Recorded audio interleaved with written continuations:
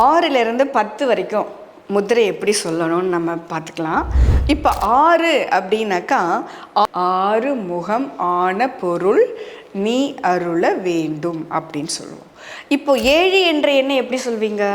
7 என்றால் திரிசூல முத்திரையை பிடித்து அதில் உங்களது மோதிர விரலை மட்டும் நீட்ட வேண்டும். இதுதான் 7. அடுத்து 8 என்ற எண் அப்படின்னு நம்ம சொல்லும் பொழுது உங்களது நடுவிரலை மட்டும் நீங்கள் நீட்ட வேண்டும். அடுத்தது 9 என்ற எண்ணை குறிப்பதற்கு முஷ்டி கையை பிடிச்சி அதில் மேலே உங்களுடைய ஆள்காட்டி விரலை காட்டினால் இதற்கு 9 என்று பொருளை குறிக்கின்றது. 10 எப்படி சொல்வீங்க?